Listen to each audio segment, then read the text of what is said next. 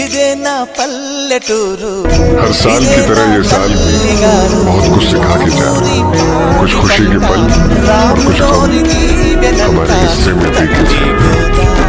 कुछ लोग बिछड़ गए సీతమ్మ పాదాలు ఊరంతా హాయ్ హాయ్ హాయ్ మనసంతా హాయ్ హాయ్ హాయ్ ఇదే నా పల్లెటూరు ఇదే నా తల్లి గారు మా ఊరి పాడి పంట రాములోరి దీవెనంట